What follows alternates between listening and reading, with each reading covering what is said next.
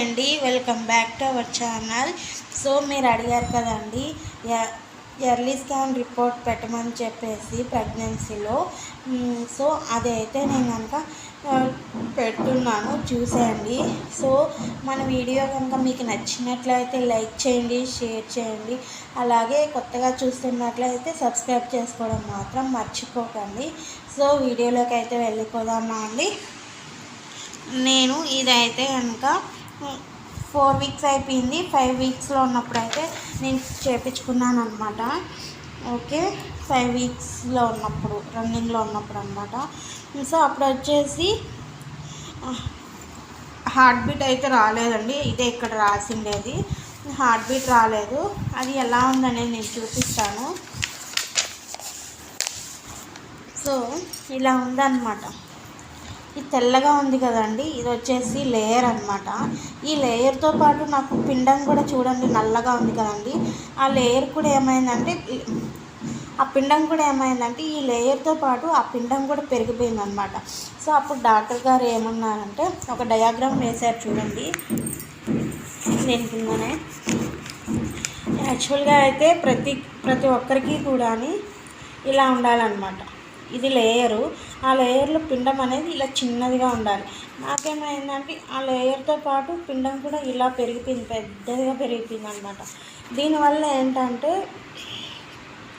చాలా వరకు అబార్షన్స్ అయినా అయిపోవచ్చు, లేదంటే హార్ట్ బీట్ బాగా అది వృద్ధి అవుతుంది అనమాట, హార్ట్ బీట్ అయినా రాకపోవచ్చు అని చెప్పారనమాట. సో దీనివల్ల ఏంటంటే ఒక 10 days అయితే మాకు టైం ఇచ్చారు. అప్పటికి హార్ట్ బీట్ అయితే వస్తే ఓకే, లేదంటే అబార్షన్ అయితే చేయాలి అని చెప్పారనమాట. ఓకే, ఇలా అయితే ఈ రెండిటి విధంగా ఇలా రాకూడదు, ఇలా రావాలి అనమాట. సో నాకైతే చూడండి ఇలా వచ్చింది. అలా నాకు మళ్ళీ 10 daysకి వెళ్ళామండి. అది ఎలా ఉందనేది చూపిస్తాను. సో ఇదిగోండి ఇలా ఉంది. ఓకే అయిందనమాట. అప్పుడు ఇదిగోండి ఈ బ్లాక్ కలర్లో ఇక్కడ తెల్లగా ఉంది కదండి, ఇది బేబీ ఫామ్ అయింది, హార్ట్ బీట్ కూడా వచ్చేసింది అనమాట. అప్పుడు నాకు ఎన్ని వీక్స్ అయింది అనేది కూడా మీకు చూపిస్తాను. ఇదిగోండి 7 weeks 3 days అయిందనమాట. 10 days గ్యాప్తో రమ్మన్నారు కదండి, అప్పుడు 7 weeks 3 days అయింది. ఆ 7 weeks 3 daysకి నాకు వచ్చేసి హార్ట్ బీట్ అయితే ఓకే అయిందనమాట. ఎటువంటి ప్రాబ్లం అయితే లేదు. సో చాలామందికి అయితే డౌట్ ఉండొచ్చు, ఎప్పుడు వెళ్ళాలి, హార్ట్ బీట్ ఎన్ని రోజులకి వస్తుందని చెప్పేసి. సో మీకు కనుక ఫర్ ఎగ్జాంపుల్కి అయితే చెప్తున్నాను, February 1st అయితే పీరియడ్ వచ్చింది. ఆఫ్టర్ 1 month అంటే March 1st అయితే పీరియడ్ రాలేదు అంటే జస్ట్ కనీసం మ్యాక్సిమం లేదంటే మనము 1 week 10 days అయినా మనం చూడాలండి. ఆ తర్వాత కిట్ తెచ్చుకొని టెస్ట్ అయితే చేయాలి. ఆ తర్వాత మనం హాస్పిటల్కి అనేది వెళ్తే రిజల్ట్ అనేది ఉంటుందన్నమాట. సో అట్లా లేదు అనుకుంటే మీరు కనుక థైరాయిడ్ ఇలాంటి సమస్యలు ఉన్నట్లయితే ముందుగానే వెళ్ళండి. 1 week అయితే వెళ్ళండి. ఓకే, 10 days కూడా ఉండకండి, 1 week అయితే వెళ్ళండి. ఎందుకంటే వాళ్ళు టాబ్లెట్స్ అవి ఇవి ఇస్తారు కదండి. సో అందుకోసం అని చెప్పేసి నాకు థైరాయిడ్ ఉన్నది కాబట్టి నేను 5 weeks అప్పుడు వెళ్ళాను అనమాట. ఓకే, నేను టెస్ట్ చేసుకొని మరీ వెళ్ళాను. ఓకే అని వచ్చిందనమాట ఇంట్లోనే. సో ఇంకా థైరాయిడ్ ఉండడం వల్ల వెళ్ళాల్సి వచ్చిందనమాట, లేదంటే అప్పుడే వెళ్ళే వాళ్ళం కాదు మేము. సో ఇది అనమాట, మీరు కూడా అంతేనే.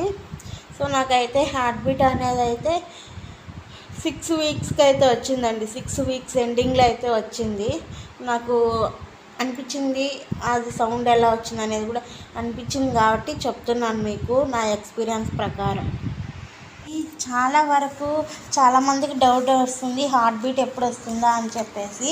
మనము మ్యాక్సిమం అయితే 6 weeks నుంచి 8 weeks వరకు అయితే మనం చూడాలి. ఓకేనా, 8 weeks వరకు అయితే చూడాలి.